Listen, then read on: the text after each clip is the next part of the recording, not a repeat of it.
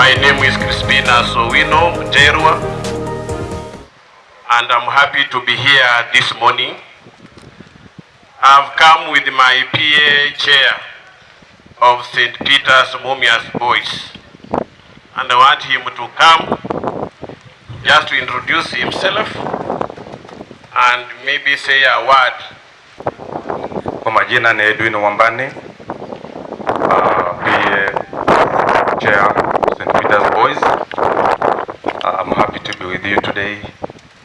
I'm happy that you have balanced with agenda PA. Thank you, madam. Thank you, wazazi, for recognizing that part. Shule iko na changamoto mingi sana, wazazi mnaelewa.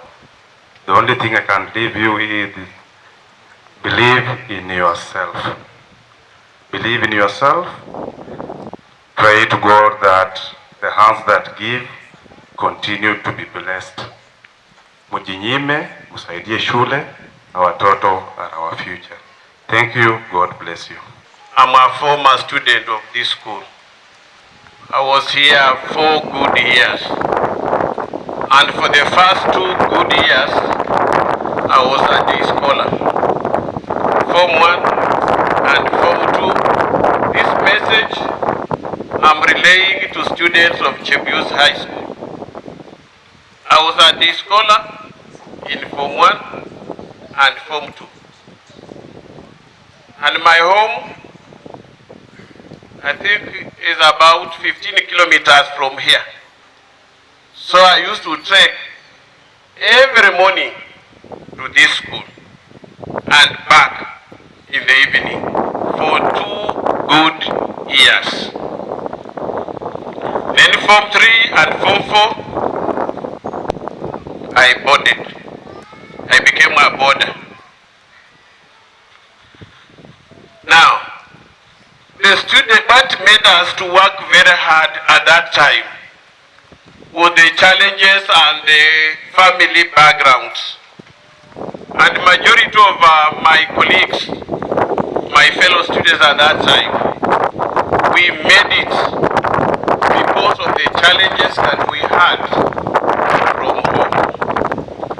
That gave us that drive to work very hard.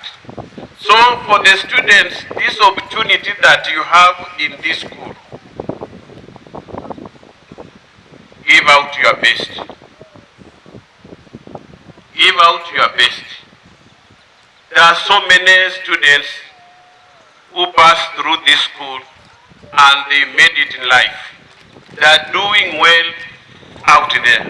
The professors, the doctors, the teachers, we have quite a number of them who passed through this school. Therefore, it is your personal decision as a student to make right choices and make right decisions. You will definitely succeed. Your parents are giving out, paying school fees to ensure that you are in school. And while in school, we expect you to work hard in class and take instructions that you are given by your teachers. They are here to teach you and give you instructions. And if you want to succeed as a student, you have to be disciplined and follow what your teachers are telling you. You will definitely succeed. These parents, they have a lot of hope in you. That's why they brought you to this school. And I'm very sure if you follow instructions that you are given by your teachers, you will leave this place with a good grade. Students fail because they don't listen to their teachers. They don't.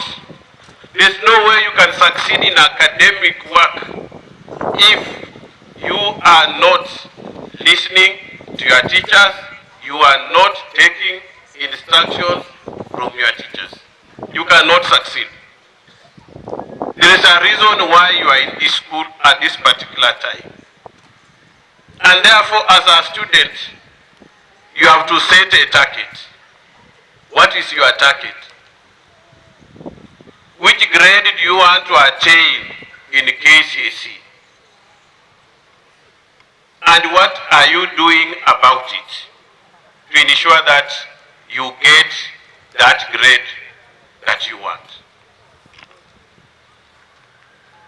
Because if you want A plain, you want A minus, you want a B plus, you can still get it. But what are you doing to ensure that you get that grade? And you know, the choice is yours. The decision is yours.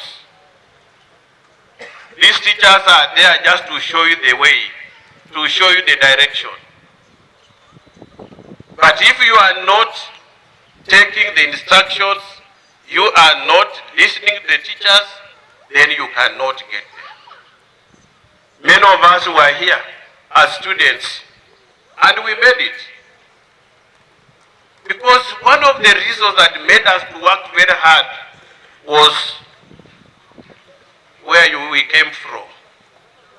Unaangalia huko nyumbani, unaona how your parent is struggling to pay your school fees. How your parent is struggling to put food on the table. Then you make a decision that the only savior, the only way to come out of this poverty is by working very hard and leaving the school with a good grade. It is your personal decision, not somebody else. Therefore, I wanted to encourage you, young men, that this is an opportunity that God has given you. You are in a very good school. Very good school. And we have had students passing through this school with very good grades. And therefore, it's up to you to make a right decision. And therefore, you'll succeed. Take charge of your life as an individual. Don't allow a friend to make decisions for you. You come from different family backgrounds, but you are now here at Chebuyusi. Make your own decisions and make right decisions. You will definitely succeed. Make sure you have good friends, friends who can add value to your academic life. Associate with people, with friends who are adding value to your academic life. Those who are involved in other indisciplinary issues, cases, avoid them. Then you will succeed. And to our parents, shule kuendelea mbele ni wazazi. And your responsibility, the main responsibility, is payment of school fees. Just ensure school fees is paid on time. We cannot run our programs as a school unless fees is paid. Tunajua huko nje maisha ni ngumu. Economy ni mbaya. But now that you have brought your son to this school, your responsibility is kulipa school fees. I was just looking at the fee balances. With this population, a fee balance of 23 million, that's a lot of money.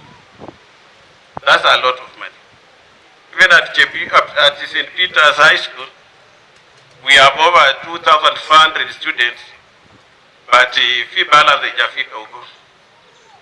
Kwa hivyo nyinyi wenyewe, the PA executive, class reps na wazazi, it's up to you to make a decision and pay school fees on time.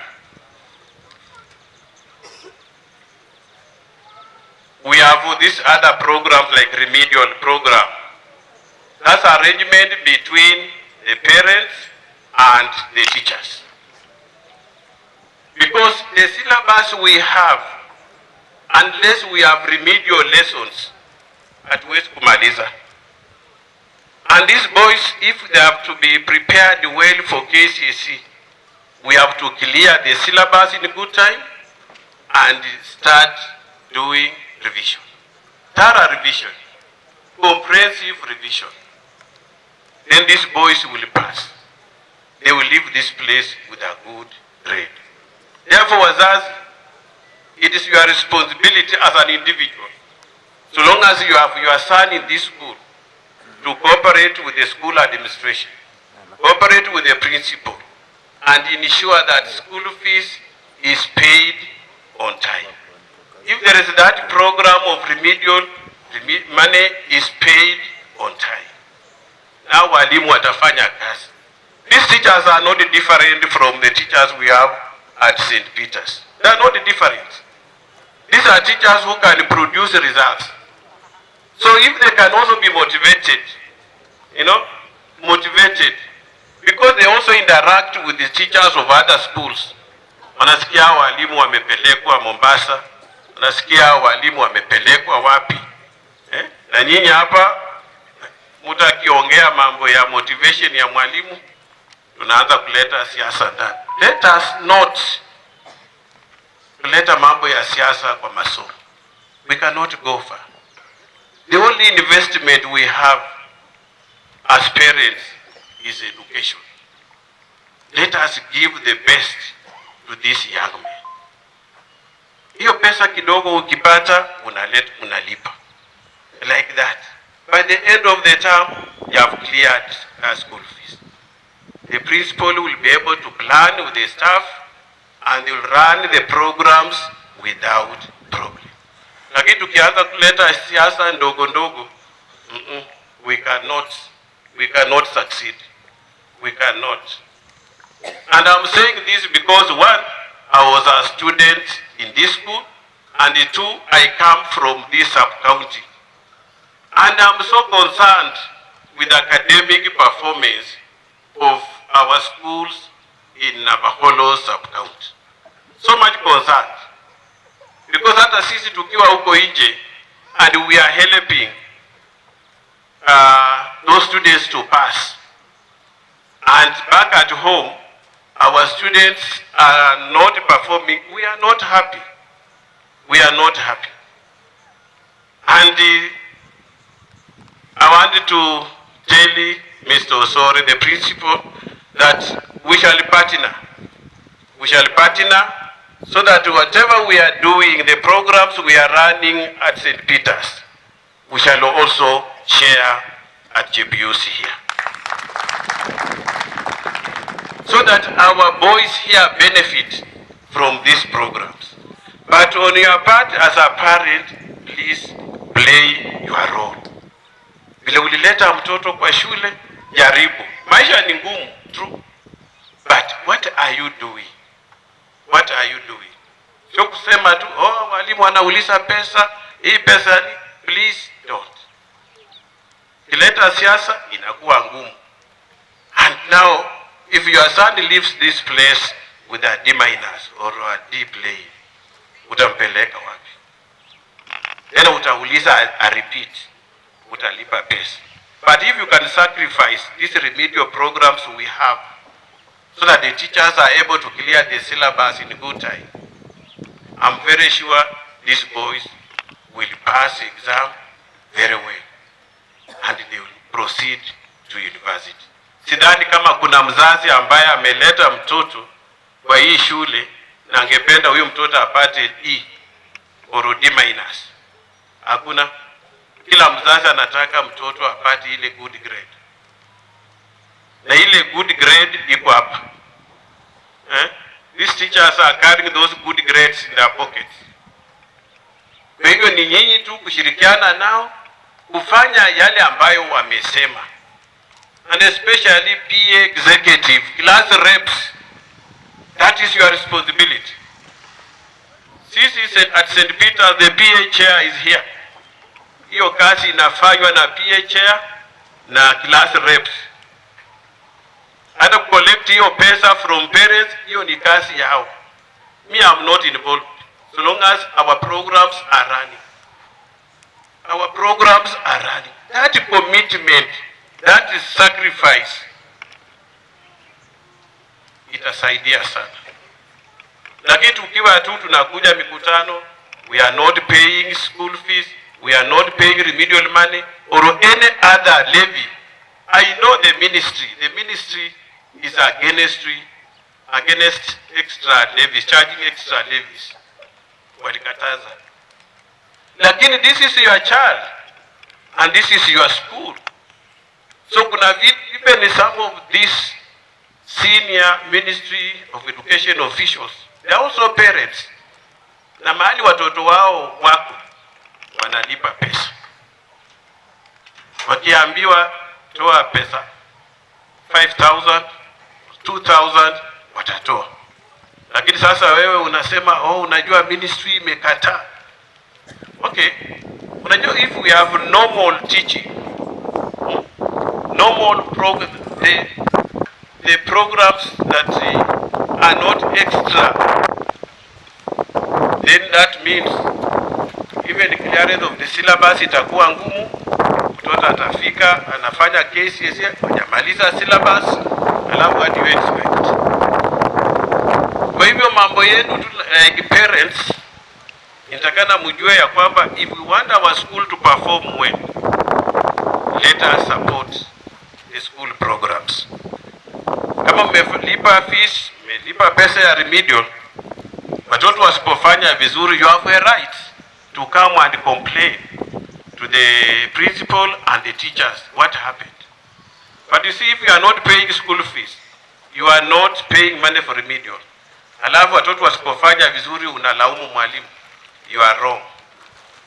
You are wrong. Usilaumu mwalimu. Kwa hivyo kwa wazazi mimi ningewahimiza tu tushirikiane. If we have to get good results. If we have to get good results, tushirikiane. The little money that you get, please pay. Support the school. And also ensure your child is disciplined at school. Because unaweza lipa fees na kijana yako ako indiscipline. Na shida ambayo tunapata siku hizi, some of the parents, they are not instilling discipline kwa watoto wao. They don't. Hata ukiita mzazi kuja kwa ofisi, atakwambia mwalimu, wacha kijana atoke nje kwanza ndio tuongee. Alafu akwambie vile kijana anamsumbua nyumbani. Parents, instill discipline in your son. And one thing I've noted, watoto ambao wanatoka from a disciplined family, a family ambayo iko na nidhamu, even in school, you can observe that. Unaweza jua.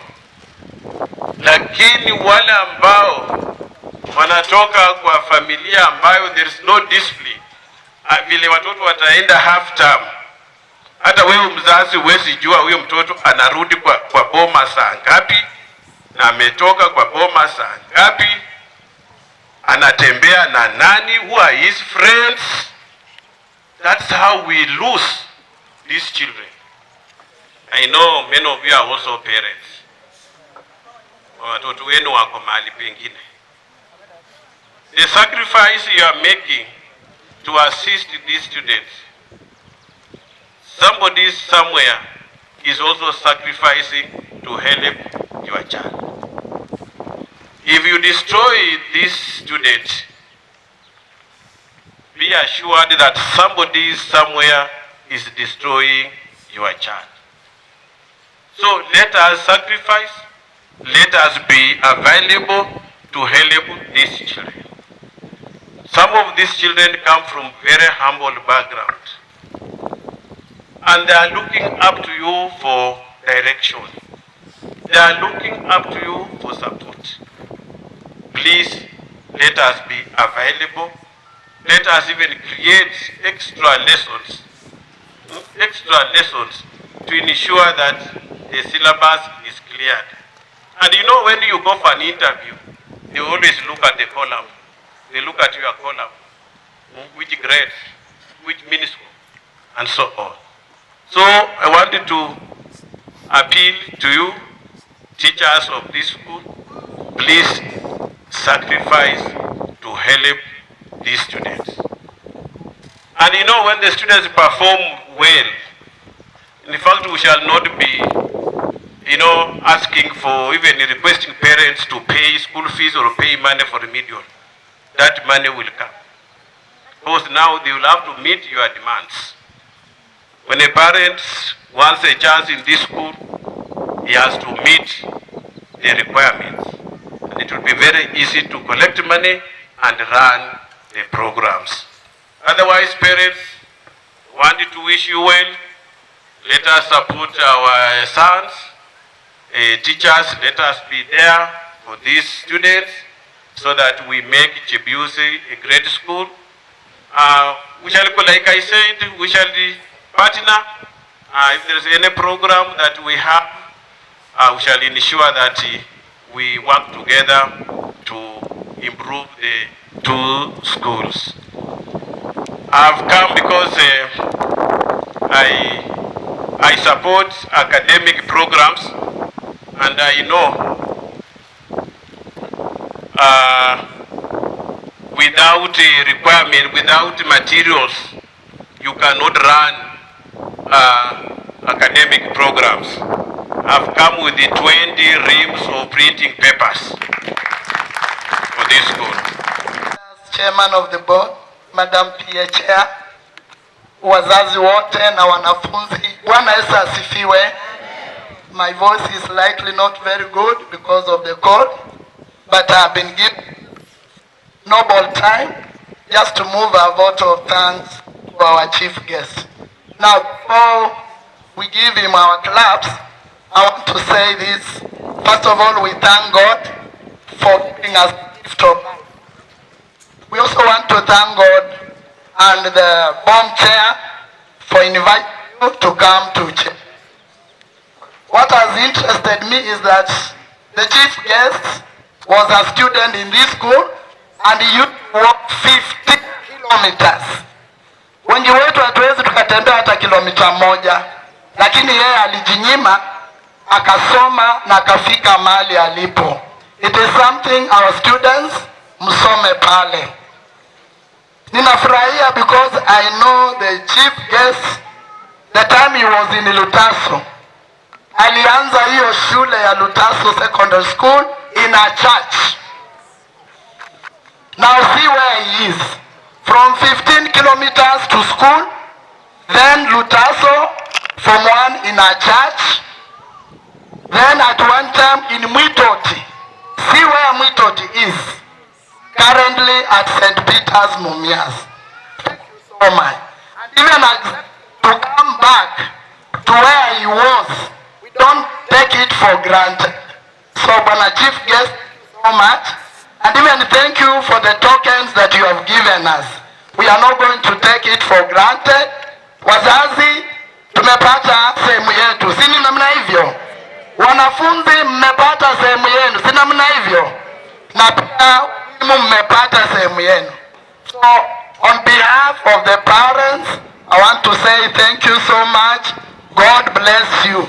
And it will only look colorful if we give him some hearty clap. Sawa sawa. Aya, tutengeneze moja, mbili, tatu, fungua. God bless you. Asante sana. This year, we have a candidature of 186. Our mean target is 7.6. And we know that this is not something small. We as teachers, we are supposed to work very hard to achieve this. In other words, we want all our candidates this year to join the university. Isn't it what the parents want? So be assured that as teachers, we shall play our role. We are doing some things that can enable us achieve our dreams and our targets. For the Form 4s, we have ensured that by the end of March, the syllabus should be through. So most of the teachers are through, but the remaining ones, by the end of March, they should be through with the syllabus for us to embark on revision and topical revision and all other forms of revision. The learners that you are seeing here, they are just from examination. They ended the exam on Friday. Their result is ready. So as a parent, ensure that when you leave this place, you have the result of your son. Look with him through the results. If you have a question to the teachers, you can ask. Remember that exam was set, standard paper, it was marked by all the teachers. We usually share, we do the conveyor belt. Ensure that you talk to the teachers so that you give your input, so that you can see an improvement in your son. So we expect our Form 4 to sit for a joint exams by the end of this term. Navakholo Sub-County has organized for a joint exam, and we want to see where we shall be. Unfortunately, there are some learners, our candidates, who are not having the common things that we expect them to have. We expect our learners to have enough exercise books. We expect them to have calculators. Some parents usually wait until they come for prayer day. That's when they produce the calculator. You can agree with me as parents that if somebody buys a motorbike for you and then keeps it until the day you are supposed to go for a race, you will lose. So it's good that once you have a candidate in Form 4, ensure that you buy all these things on time to make them practice, so that when it comes to the KCSE exam, they are comfortable using those things. Pens, they are supposed to have, files, and many other revision books. I'm informed that there are some revision books available at the registration. So once you have time, you can go there, check where your son has weaknesses, you can do something for them. Here we encourage individualized learning. During prep time, we usually say that the learner and the book, we want them to be used to the university life, reading for themselves. Whereby the learners are supposed to read on their own, they need to have enough materials to revise. So let us give them everything that they need. As a school, we have a strategy. And the strategy began, but we are still improving. We have the remedial programs. As teachers, we occupy these learners early in the morning before the normal lessons from 7 to 7:40, 7 to 7:40 p.m. and also over the weekend, we are always here. And this one has been successful because of your support. You parents usually pay the 1,500 that support the teachers being here early in the morning and also getting some form of tea. During the day, weekdays, we have special programs in English, chemistry, math, and biology. Between 1, just before they resume from lunchtime, they have mathematical questions. English, mathematics, biology, and chemistry. All these has been enabled because of the 1,500 that you paid. Over the weekend, also Saturdays, we are programmed to have practicals in physics, chemistry, biology, and computer, alternatively. So this week we have physics, next we have biology, next chemistry. So in other words, we are saying, as a school, sisi tumejipanga. Na sasa wewe kama mzazi, umejipanga namna gani kuhakikisha mtoto apate yale ambayo inafaa apate. Just a word of advice as I conclude.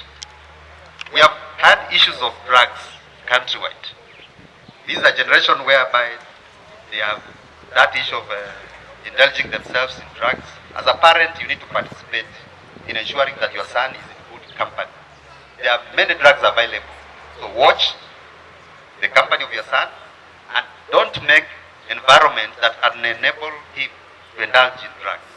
So once you do that, we shall be handling a student with clean mind and he'll get what you are supposed to get. Ensure that when he'll be at home, you do some program for him. Help him know that he is supposed to read between 8 to 9 or 8 to 10 before he sleeps.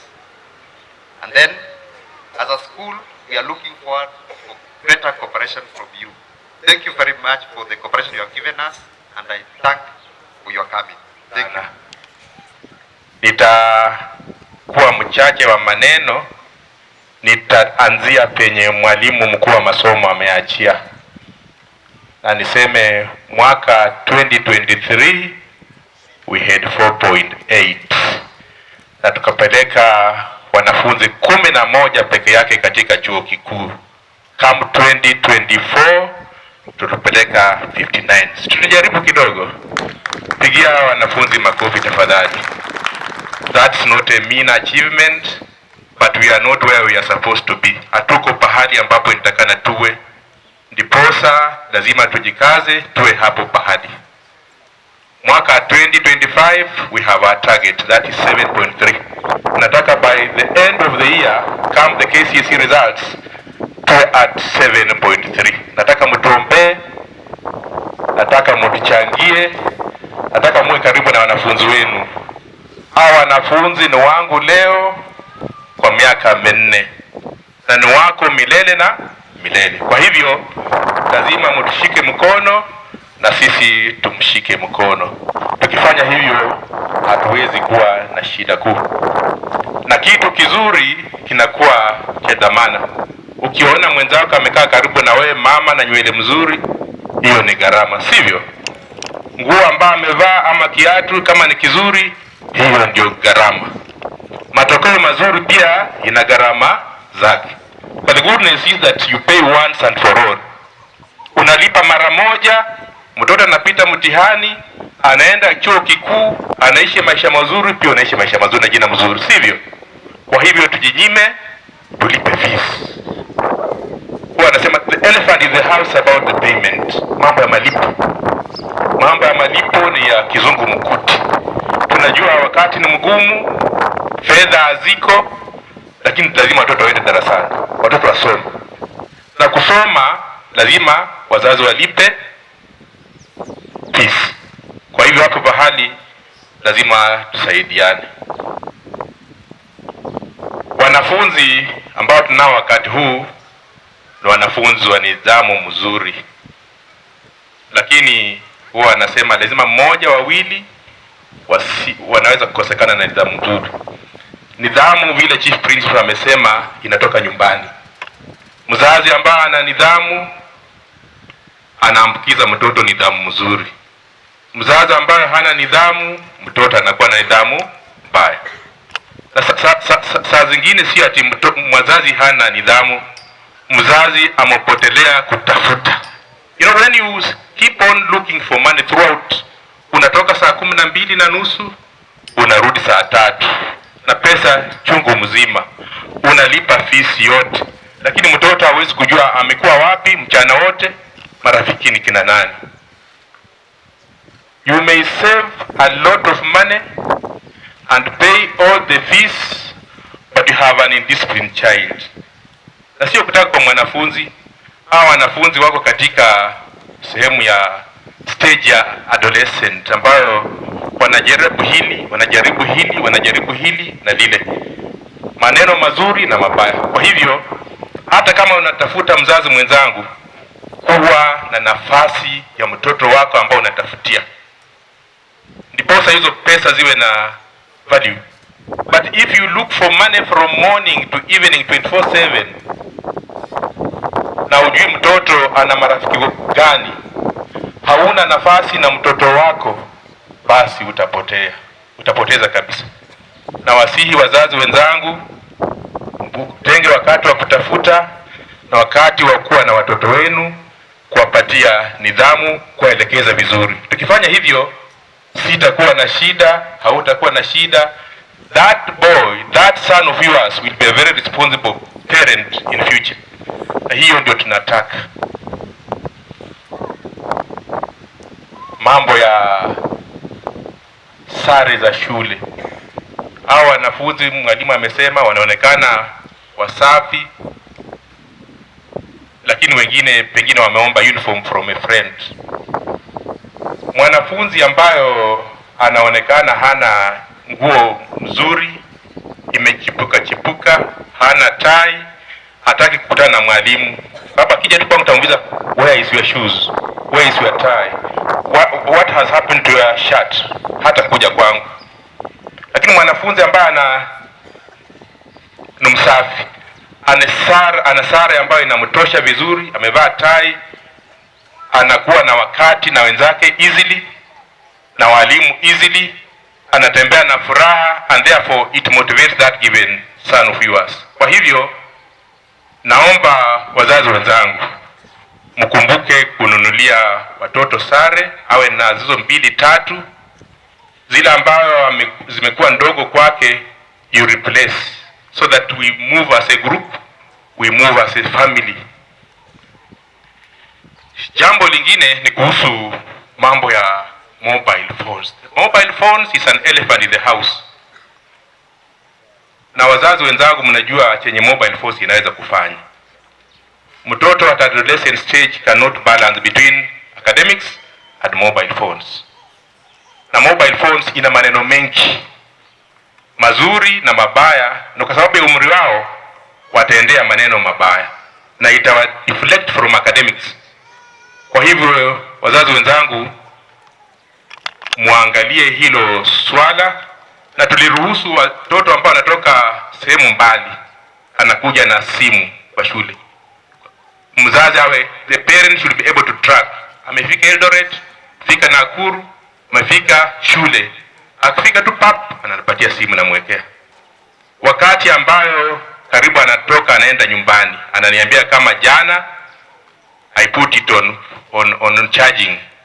Wakati anataka kuondoka nampatia gate, unaanza kutrack mpaka vile nafika nyumbani. Akifika nyumbani, kama wewe ni mzazi kama mimi, unachukua hiyo simu unaweka. Naambia mtoto, soma, enda kwa vitabu. Lakini mtoto ambaye ana mobile phone nyumbani, throughout the vacation ana mobile phone, believe me you people, he will not. Naongea kama mzazi pia, kwa sababu nina watoto kama hao, na hivyo ndio nitakana tufanye. If you want to gain anything from your son, then take this advice. School principal, our golden-hearted teachers, our beloved parents, and my fellow students. Not my fellow students, but my fellow Gen Zs. Good afternoon. Good afternoon once again. I go by the names Amuleto Fortune. I was here as the former school captain some 3 years back. I want to take this opportunity to say thank you for our teachers who helped us to maneuver ways and navigate to be what we are today and to be where we are today. May God bless you abundantly. To our able parents, support your children. Support your children so that they can move and to become important people in the society. Thank you so much. May God bless you. Then for the school anthem, it is we who did that. We came with the school anthem, and it's a promise to the school.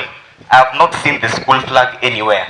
We shall come to bring the school flag. We shall come back. I shall come back with my team. Thank you so much. May God bless you. The school has decided to provide this service to you, of which you don't pay for it. Staff houses, as you can see, some of them are in deplorable condition. The government cannot allow us to use money from the government to renovate or build school houses. It is parents to do that. And parents with a good heart, if I suggested 3,000 to enable us to renovate staff houses for teachers to be comfortable, I believe you should support that. The government reduced capitation. Instead of 22,224 per year per student, the government nowadays brings a total of 10,000. We received 19%, and already that money is gone. We don't.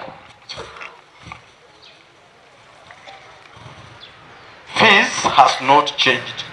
Since 2016, it has been 40,535. And remember that when the current government came to power, commodity prices went up, but things have not changed on the ground. I want to bring the following parents before you that will represent you onto the Board of Management of 2024-2027. Mr. Elfas Bikachi is a parent of 4. Please come forward. I'm suggesting to the parents that holiday tuition is back, and because it is back, and if the parents do not raise any complaints with the ministry or anywhere, students of Form 4 should be here for 2 weeks in April, 2 weeks in August for revision program at the rate of 2,500 shillings for the 2 weeks. And I want to say something here. One time, in fact, after independence, Rift Valley was backward in academics. But when Moi came to power, it is Moi who actually told parents that they needed to support the education of their children. And even those in government, the way Chief Principal said, they are in government, they make policies, and also, should you complain about this school, they are the ones that will handle your cases. But for them, in their backyard, parents support everything, including them who are making decisions. And that's why even some of you here would wish their children to go to Kapsabet High School, isn't it? Who built it? Nani alijenga Kapsabet High School? Sindio? What about you? You don't want to build a school. You want to say the education is free. And then you want to complain to the government. But then we shall remain where we are. Because education is any small thing, you do what? You complain, isn't it? So I'm suggesting that we have our boys here. In April, in August, for 2 weeks. You have been told about CRE show, languages show, the academic trip, and I want to suggest that we shall have class meetings after half term, and we shall start with the Form 4 class. Immediately after half term, we shall communicate a date, and those parents whose children will not have cleared fees should not be registered. Safety of the learner. Our boys are disciplined. But there is a lot of rivalry in Kakamega town involving various schools. Because Chebuyusi High School beat Kakamega High School in soccer last year and made them be bundled out of the county competitions, and because Chebuyusi High School beat Kakamega High School in hockey last year and also bundled them out of regional competitions, they have decided to target our boys in Kakamega town. At the same time, we beat Ingotse last year. We also beat them academically. And this year, this term, we beat them in all the games: handball, basketball, rugby, and hockey. The teachers have no issue. The principal has no issue. The issue is now with the students. They are targeting these boys tomorrow in Kakamega.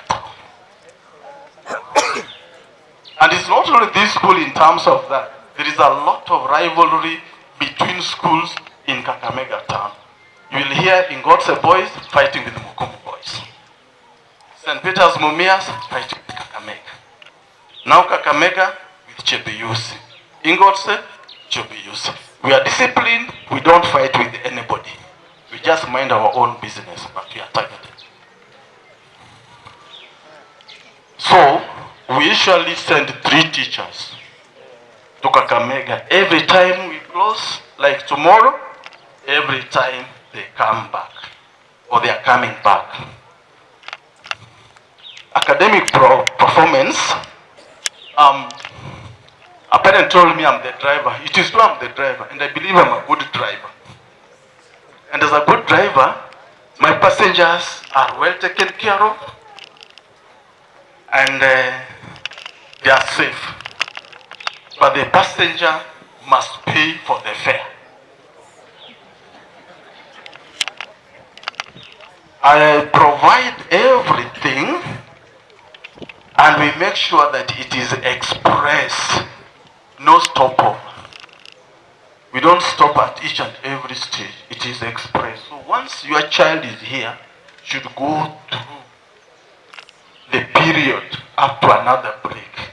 We don't expect to send them home for fee, but parents are forcing us to do that, which we don't like. Parents don't make us have a culture which is not ours. It is not our culture to send these boys on the road all the time because, one, of security, two, safety. You know, when the boys just on the road all the time, one time, a boy of Maranda High School was owing the school 3,000. He was sent home for fees. He had an accident. And see, going to Kisi from Maranda would take him 1,500 going, 1,500 coming back. Total 3,000. That cost the life of a student. Parents, you like that? No.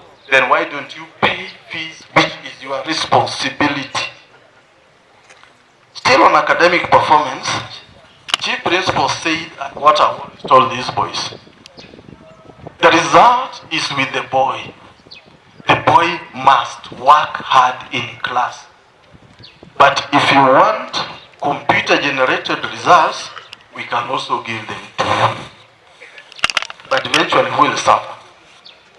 Nani ataumia? Mzazi, si ndio?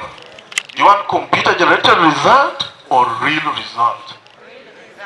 Then they should work. Because they are in school, given food, lighting system, medical care, everything.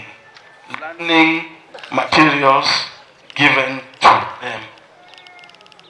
They should work.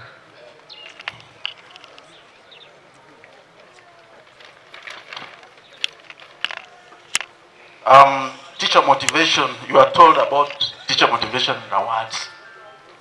Teachers, like any other teacher in any other school where results are produced, parents pay for the results. Somebody said that if you think that education is expensive, try ignorance.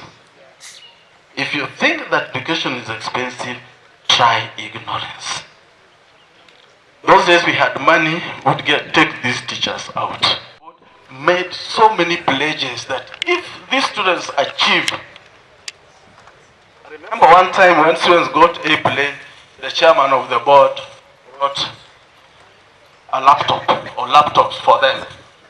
If we have A or A minus, candidates will have a laptop, which is very, very important for a student proceeding to university. Give these boys these things. We are going to do our best to follow up so that your investment is not in vain. The second thing, come on, let us always remember to invest in our children instead of investing for them. Na nimeona wazazi mumeamua, mmechukua njia hiyo.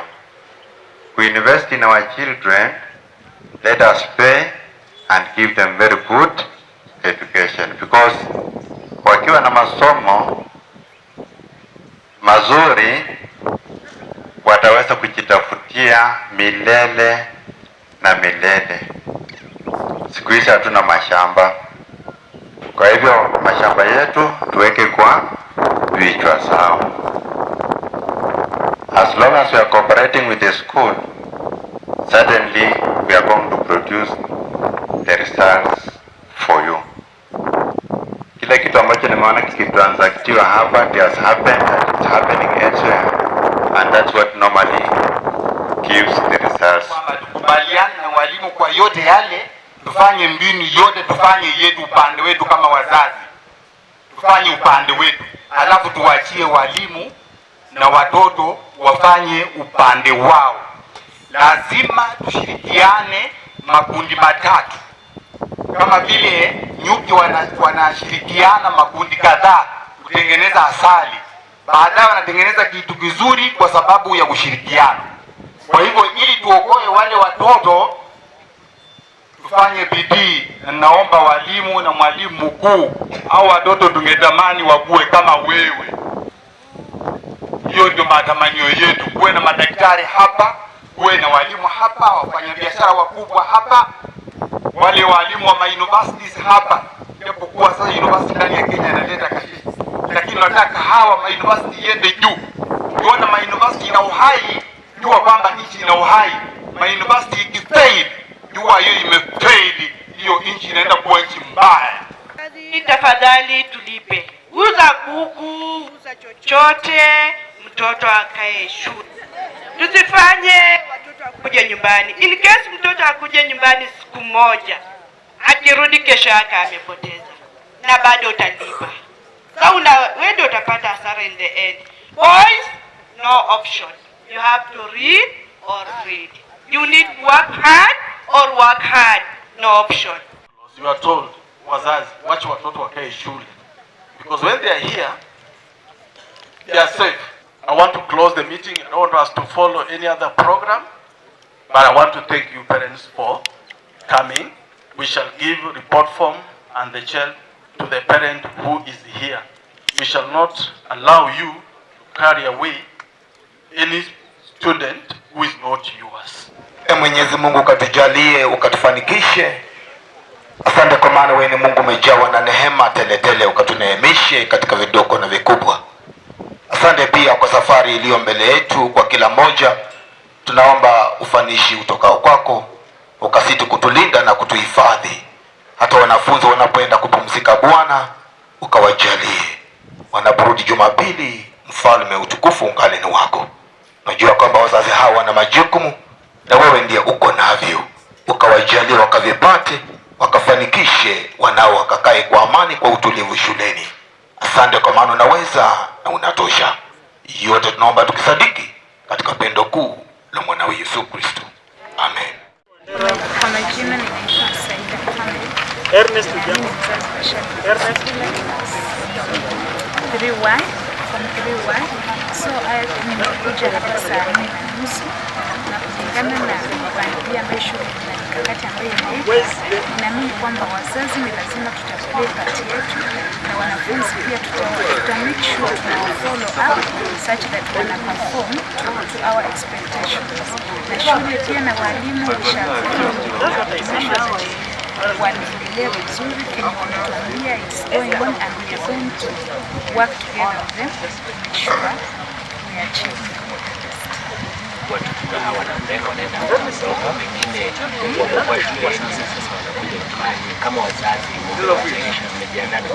wazazi tumejiandaa kuwafikia hawa watoto na tutawafanyia timetables kama yangu. Make sure tunaambiwa like from 8 to 10 ama from 8 to 9. Mimi kwa majina naitwa Chebuyusi pale. Niko na mwanafunzi kidato cha 3.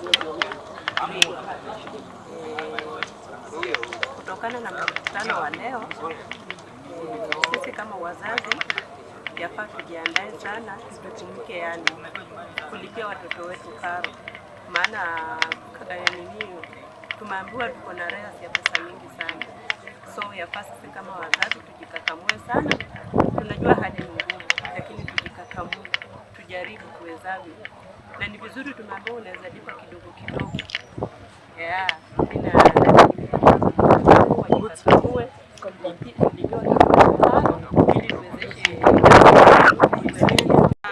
Nimefurahishwa sana na huu mkutano wa leo huo HM. Nimesema ni asante kwa yote ambao walimu wameweza kuongea mahali hapa, na tumeweza kukubaliana nao kwa sababu wametuambia fee inafaa tulipa mapema kwa wakati ambapo unafaa ili kutayarisha watoto wetu waweze kupita mtihani. Na watoto wetu wakipita mtihani, tunasema ni asante kwa hii shule, na matarajio yote yetu tunataka watoto wapite mtihani, na walimu tutafanya jinsi wameweza kusema, na yote tuombe Mungu aweze kutupa akili, aweze kutupa hekima na maarifa, ili pasipo Mungu kusaidia sisi hatutaweza. Kwa hiyo nafurahia sana sana sana. Asanteni. Okay, mimi mzazi niko na mwanafunzi katika kidato cha pili. Kulingana na mkutano ambao umekuwa hapa siku ya leo, nimebaini kwamba wazazi hawalipi karo jinsi inavyotakikana. So ni jukumu kulingana na mzazi hapa kwa tent. Imebainika kwamba kuna udhaifu kidogo kulingana, kwa sababu ukiangalia academic performance